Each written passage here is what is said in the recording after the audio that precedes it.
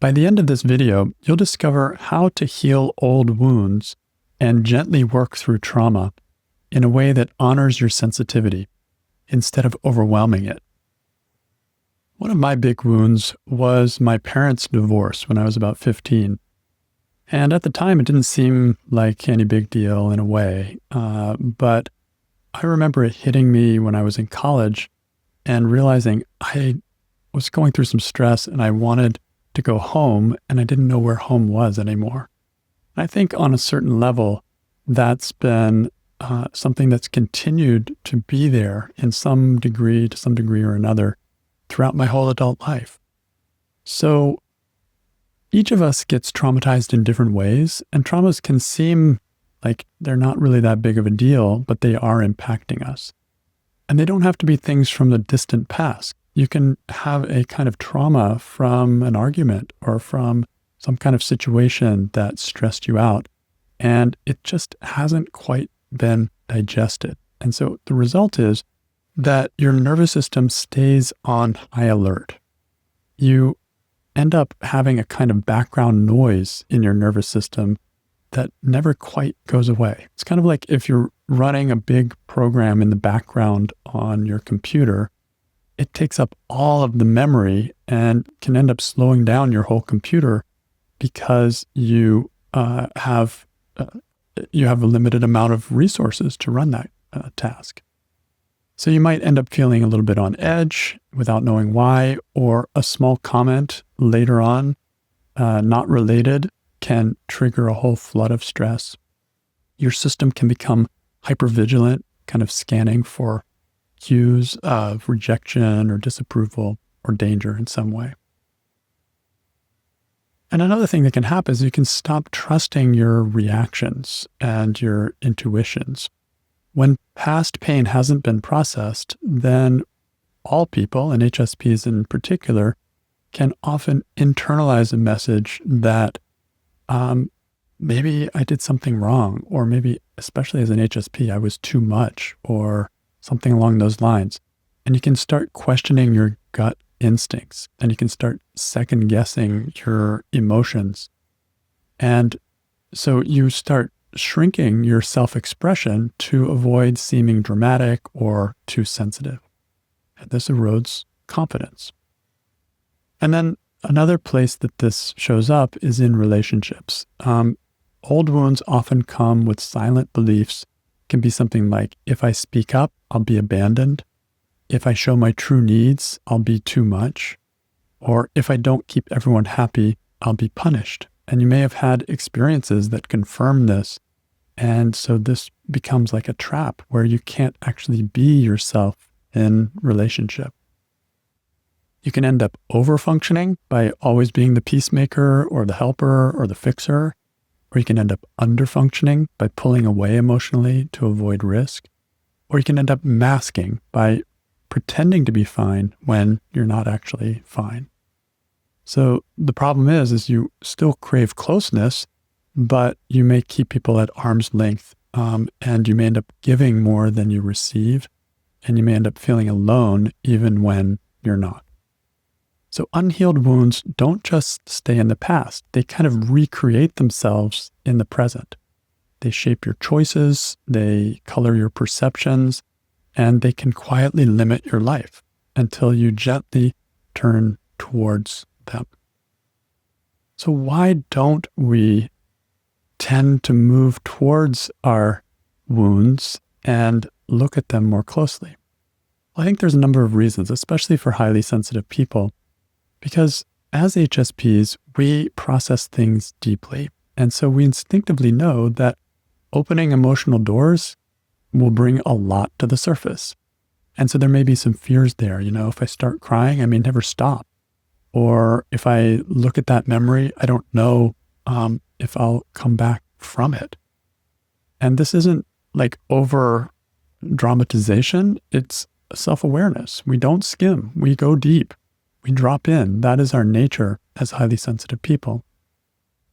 And so that can sound scary or feel scary that the intensity is going to be too much to hold.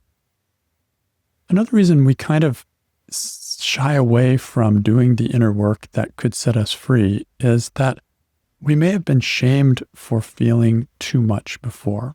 And so many HSPs carry wounds not just from what happened, but from being invalidated when it happened, by being told that we were too sensitive or that we should get over it or that it wasn't that bad. So when inner work asks us to revisit those moments, another fear can surface. What if I judge myself again? What if I become the one who says, this shouldn't hurt so much, you're too much, and we can end up judging ourselves. So that can also prevent us from looking a little closer. Another really interesting point is that it's easy to sometimes confuse insight with healing. As HSPs, we're usually great at understanding things. We can analyze things, we can reflect, we can read, we can listen, we can really comprehend things deeply. But true healing is different from insight. It's not just, I know why I do this. It's, I've felt through what is still hurting and I've released it. That's a very different thing. So understanding only goes so far. And that deeper step can feel kind of mysterious and vulnerable and new. And so it can keep you from stepping towards that and doing the actual work that can release you from some past trauma. There can also be a fear of what you'll find. Sometimes the fear is maybe I will uncover something really dark, or the pain will be worse than I remembered, or what if it's really my fault? These are genuine fears. And this can keep you from finding the courage to actually go and look and discover in a safe way what happened and digest that experience. So the fear of it can keep you from moving into it. And then also, you may have thought that you've tried this before and it didn't help. And so many of us as HSPs have done different kinds of therapy and journaling, and you may have found it exhausting rather than healing. So you may conclude that you're too broken, or maybe this stuff doesn't work for me, or maybe I'm just destined to live with this.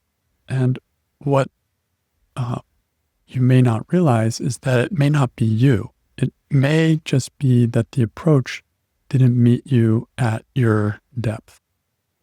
So HSPs avoid inner work not because they're unwilling, but because they often feel like they already feel too much and they're afraid of tipping over into a flood that they can't control. And that's why inner work has to be safe, it has to be gentle, it has to be grounded, it has to be compassionate, it has to be somatic, and it has to be completely free of judgment. Once we feel safe, then we don't resist inner work as HSPs. We're actually drawn to it. We love to get to the bottom of things. And that's what can happen when you find a way of doing this that works for you.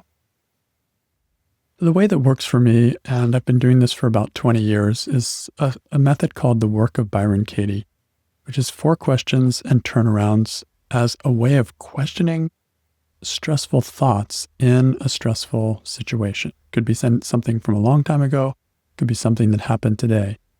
In any case, when I experience stress, there are thoughts connected to that stress. And when I question those thoughts, it shifts my experience. So when I work with clients as a facilitator of the work, I've come to really appreciate the gentleness and the power of this approach. It's always gentle, but it's also very powerful. So here's why I believe that this approach is especially effective for highly sensitive people. One is that it begins already with what is coming up today. You don't have to dig or go searching through your past to do the work. You can't. But you can also simply start with a stressful thought that's alive with you right now, no matter how small. Something like, she shouldn't have said that, or I can't handle this, or whatever it is, just a judgment about someone. Because the work starts on the surface, but you're being led into something deeper. And when you do the work on some small, seemingly trivial thing in your day to day, you will be touching the roots of what's upholding that, which is really addressing those older, deeper wounds that are still there. This approach is a nice, safe way to do work that doesn't have to go back to a huge upheaval to be effective. It also doesn't require that you relive the pain. The work is done in a way that invites you to witness the thought from a place of inquiry instead of re-immersing yourself in the full emotional charge of an event. You're not being asked to feel the trauma again. You're being asked to notice how a thought is affecting you and what it would be like with that thought or without that thought in the same situation. So it shifts from identification to observation, and that allows you to be safe even while you're doing this work. This creates a kind of space between you and the story, right? It's like, okay, I had an experience. Okay, what was the thought that I was having in that experience? And you start to see that the thought is not necessarily the fact, even though we were believing it. And so you start to disidentify with the thought, and you start to experience what the actual experience was, which is often way less stressful than the story that I had running. Another reason I love the work of Byron Katie is that you get to control the pace. We never have a motive of getting to a certain place with work. You're not being pushed. You're just questioning what comes up naturally, and you can pause anytime. So it's very self-directed, and this is critical for HSPs who need to feel that safety to be able to go deep into whatever they're working on.